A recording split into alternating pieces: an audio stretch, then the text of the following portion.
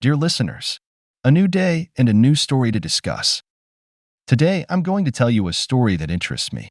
Listen and write down what you think about this situation. I'm interested in your opinions.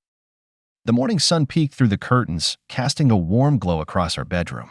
I lay there for a moment, watching David sleep peacefully beside me. 10 years of marriage had flown by, filled with laughter, love, and the kind of comfortable silence that only comes with deep understanding. Morning, love, David murmured, his eyes fluttering open. He reached over, brushing a stray hair from my face. Morning, I replied, my heart swelling with affection. Can you believe it's been 10 years? 10 years, 2 kids, and countless memories, he smiled, his voice tinged with a mix of nostalgia and contentment. We got out of bed and started our morning routine. The sound of our children, Lily and Max, echoed through the house, a reminder of the bustling family life we had built together. Mom, where's my soccer jersey? Lily's voice cut through the morning calm. It should be in your drawer, honey, I called back, heading towards the kitchen.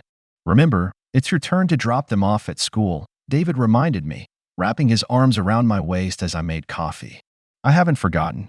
Lily has soccer practice, and Max has his science club today, I said, leaning back into his embrace. The morning passed in a blur of breakfast, school bags, and the usual chaos of getting 2 kids ready. I watched David interact with them, his patience never wavering, his love evident in every word, every gesture. Bye, Dad, the kids shouted in unison as they rushed out the door. Have a great day. David waved, his face beaming with pride. Once the kids were at school, I headed to the gym for my regular workout. Fitness had always been my escape, my time to clear my head and prepare for the day ahead. As I finished my session and headed towards the car, my phone buzzed. It was a message from David. Thinking of you. Love you. I smiled, sending a quick reply before driving off. Later that day, at Lily's soccer practice, I found myself mingling with the other parents.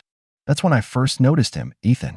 He was there for his daughter, a newcomer to the town. Hi, I'm Ethan, he introduced himself, extending his hand. My daughter, Ava, just joined the team. Sarah, I replied, shaking his hand. My daughter, Lily, has been playing here for 2 years now. Our conversation flowed easily, filled with the usual small talk about work, life, and the challenges of parenting. You work from home?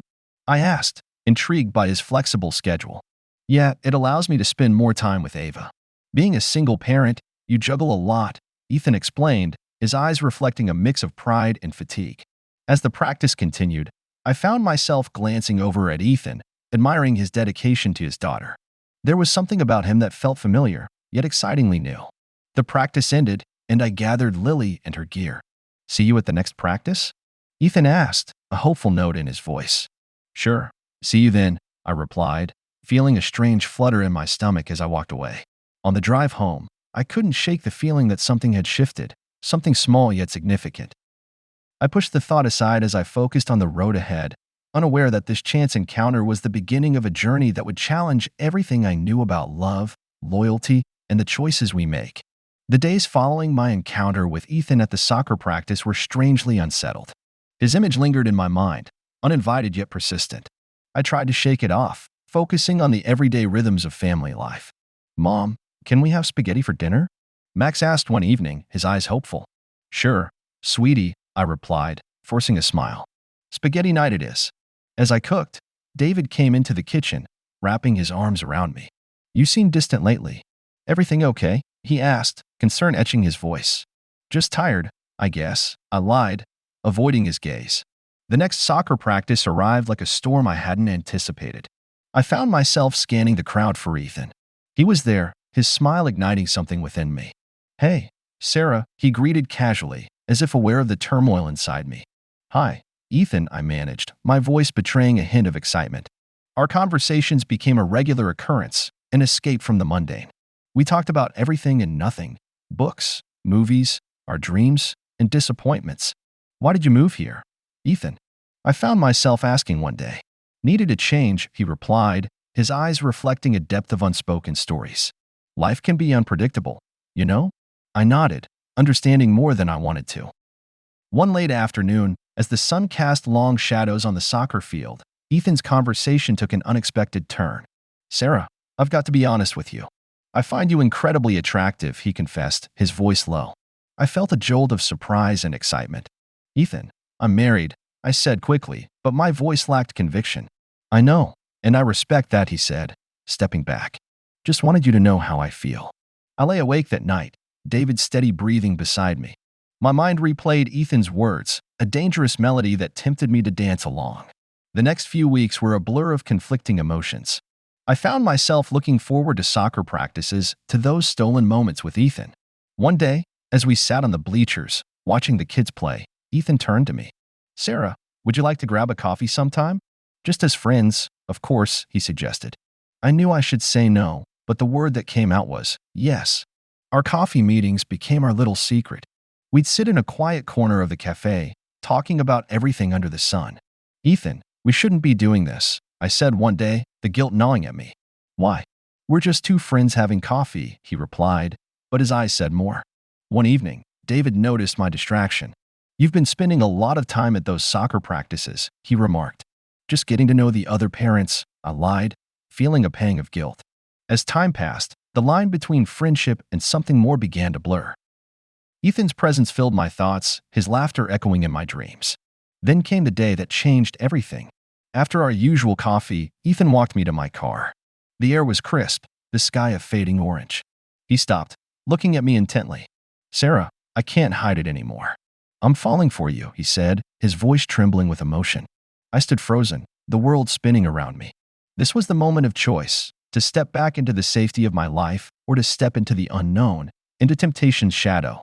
"Ethan, My voice trailed off, the words lost in a sea of uncertainty and desire. As I drove home that day, my mind was a battlefield. I knew what I stood for, what I had built with David, yet here I was, on the edge of a precipice, drawn to the allure of what could be. That night, as I lay beside David, his presence a reminder of the life I had chosen, I realized that temptation's shadow had crept into my world, uninvited yet undeniably present. The days rolled into weeks, and with each soccer practice, each clandestine coffee with Ethan, I felt myself spiraling deeper into a world of forbidden whispers and stolen glances. The knowledge of its wrongness only seemed to fan the flames of the secret dance I found myself entangled in. One crisp Saturday morning, as I watched Lily dribble the ball across the field, Ethan's voice broke through my thoughts. "Sarah, have you ever felt like you're living a life meant for someone else?" I turned to face him, his question mirroring my own unspoken thoughts. "Sometimes, I guess." "Why do you ask?" "Just curious," he said, his eyes searching mine for something I wasn't sure I could give. Our conversations grew more intimate, more daring. We shared stories of our pasts, our dreams, our fears. I found in Ethan a listener, an escape from the routine of my everyday life. "Ethan, this is dangerous," I whispered to him one day, the weight of our situation suddenly bearing down on me. "Is it, Sarah? Or is it just two people finding a connection they can't explain?" His words were a gentle caress, a siren's call to my restless heart. One afternoon, Ethan invited me to his house under the guise of discussing a fundraiser for the soccer team. The moment I stepped inside, the air between us crackled with unspoken tension. We sat on his couch, a respectful distance between us, yet it felt as if every inch of space was charged with electricity. "Sarah, I need to tell you something," Ethan began, his voice heavy with emotion. "I can't stop thinking about you. It's more than just a crush. I feel like I've known you forever." His confession hit me like a tidal wave. I knew I should leave, run back to the safety of my life with David and my children. But instead, I found myself drawn to him, like a moth to a flame. "Ethan, My voice trailed off, the words lost in the intensity of the moment. He reached out, his hand gently caressing my face. "I know we shouldn't, but I want this, Sarah. I want you." In that moment, all rational thought left me. I leaned into his touch, our lips meeting in a kiss that sealed our fate. It was a dance as old as time, one of passion, of longing, of forbidden desire. We moved together in a rhythm that spoke of unfulfilled dreams and hidden yearnings. Afterwards, as I lay in Ethan's arms, a sense of guilt washed over me. What had I done? I had betrayed David, my children, everything I held dear. "I need to go," I murmured, pulling away from Ethan. "This can't happen again."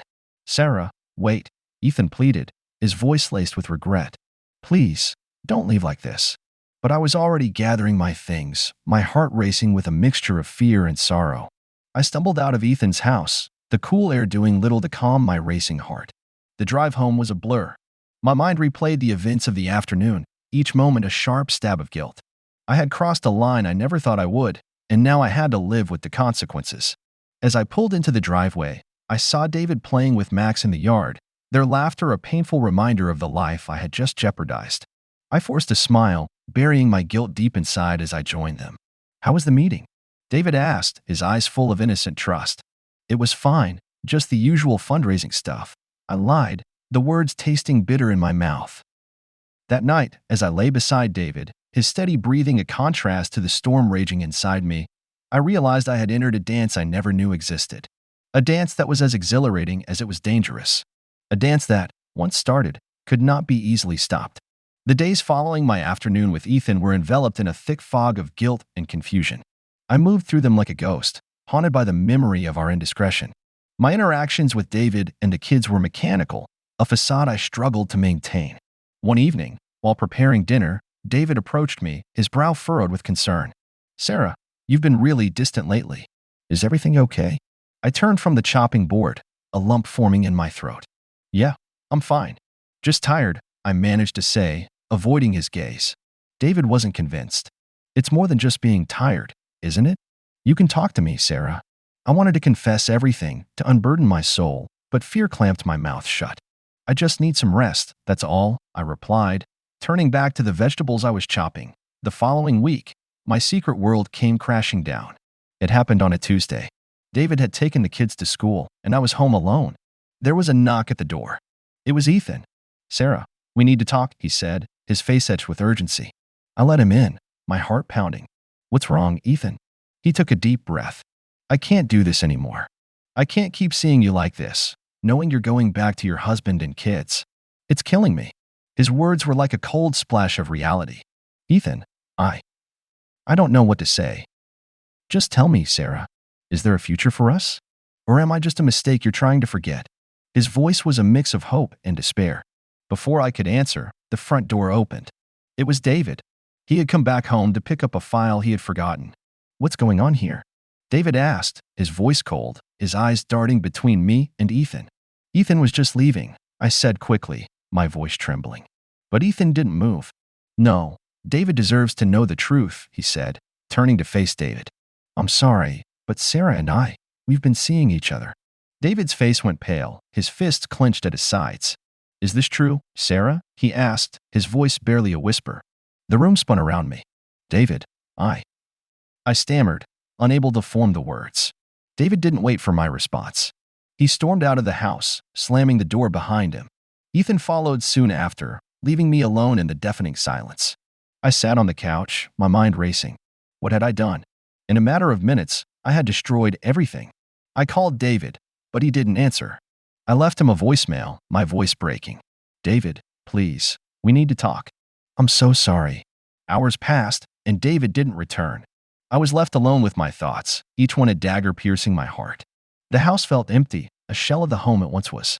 That night, David came back, his face a mask of hurt and anger. "How could you do this to us, Sarah?" he asked, his voice shaking. "I don't know, David. I'm so sorry. I never meant for any of this to happen," I cried, my words sounding hollow even to my own ears. David looked at me, his eyes filled with the pain I had caused.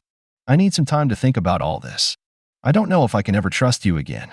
I wanted to reach out to hold him, to somehow fix the unfixable. But I knew it was too late.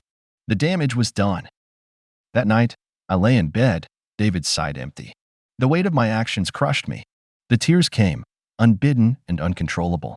I had betrayed the man I loved, the father of my children, for a fleeting moment of passion. The days that followed were a blur of tears, apologies, and a deep sense of loss. David moved into the guest room, and our conversations were brief and strained. The kids sensed the tension, their smiles replaced with looks of confusion and worry. I tried to talk to David, to explain, to apologize, but the words seemed meaningless. "I don't know if I can get past this, Sarah," he said one evening, his voice void of the warmth it once held. The realization hit me like a ton of bricks.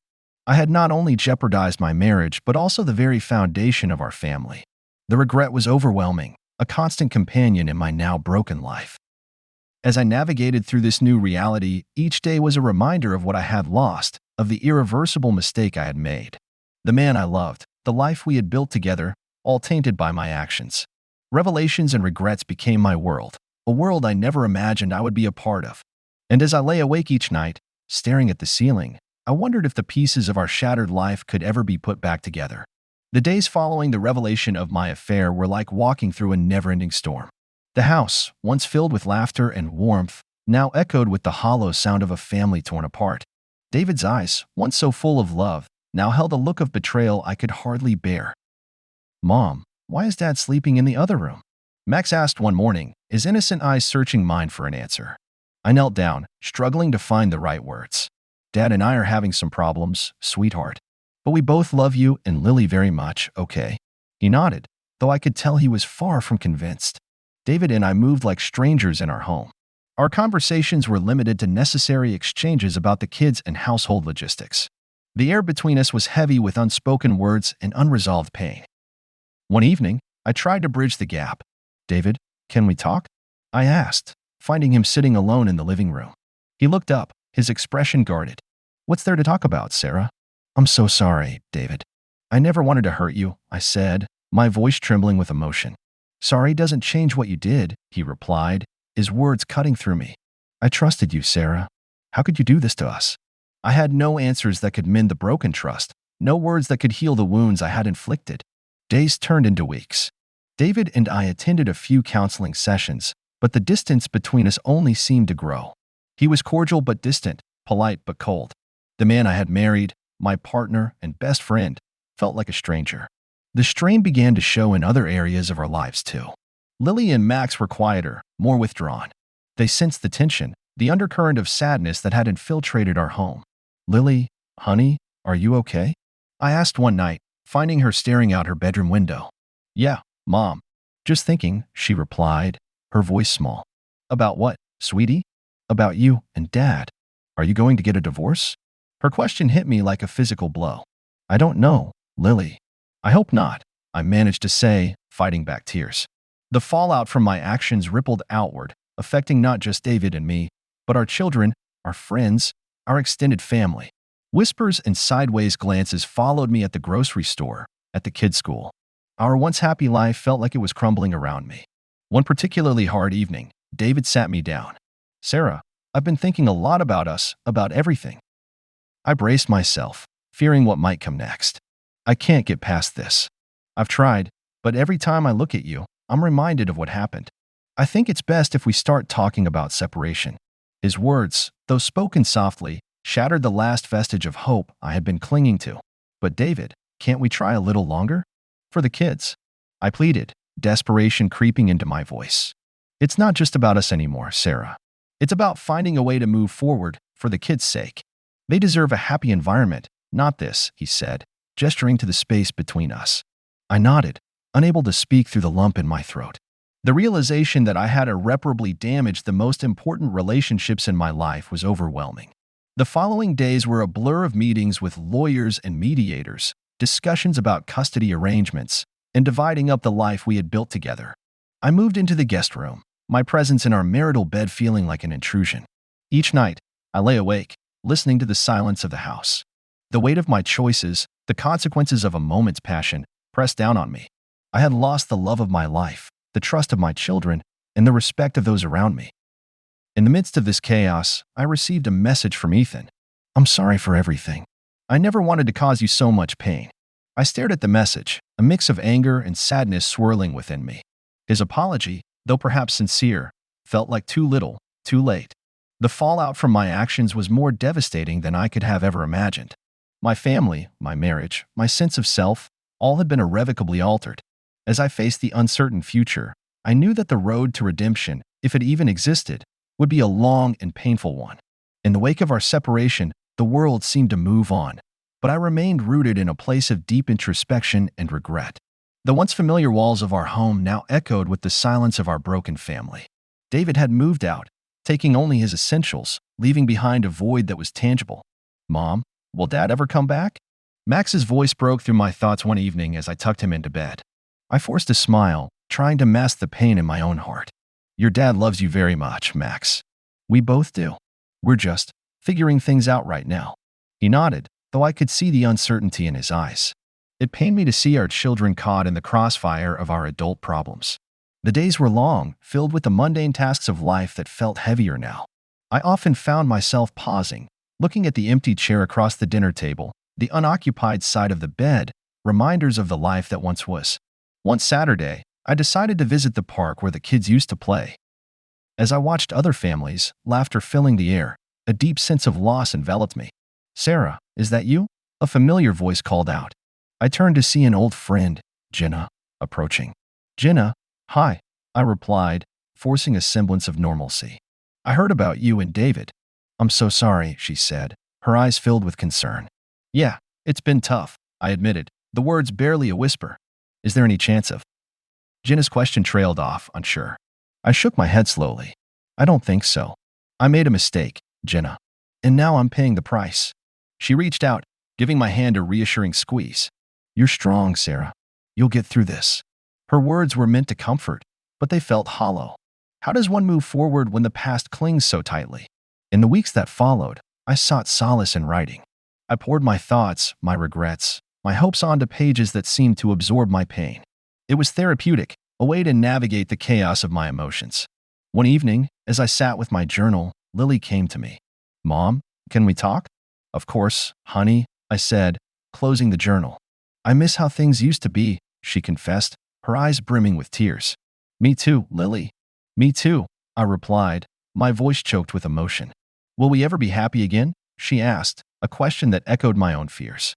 "We will, sweetie. It might take time, but we'll find our way," I said, holding her close. The path to healing was slow and often painful. I attended counseling sessions, grappling with the guilt and the aftermath of my choices. I learned to forgive myself, a task that was often harder than seeking forgiveness from others. David and I maintained a civil relationship, primarily for the sake of Lily and Max. Our conversations were polite, yet distant. The man I had once shared my deepest secrets with was now just another voice on the phone, discussing pickup times and school events. As months turned into a year, I slowly began to rebuild my life. I found a part-time job at a local bookstore, a place that offered a sense of normalcy and routine. The kids adjusted to the new dynamics, their resilience a source of strength for me. "I'm proud of you, Mom," Lily said one day, out of the blue. "For what?" I asked, surprised. "For being strong, for keeping going," she replied, a wisdom beyond her years in her eyes. Her words were a balm to my soul. If I could be a source of strength for my children, then perhaps all was not lost. In the quiet moments, I often reflected on the journey that had brought me to this point. The choices I had made, the consequences I had faced. It was a story of love, loss, and the painful process of moving forward. Life, I realized, doesn't always follow the script we write in our minds. It's messy, unpredictable, and often hard. But it's also resilient, filled with moments of unexpected joy and the possibility of new beginnings. As I closed my journal one evening, I looked out the window at the setting sun. A sense of peace settled over me. The road ahead was uncertain, but I was ready to walk it, one step at a time, embracing the lessons of the past and the hope of the future.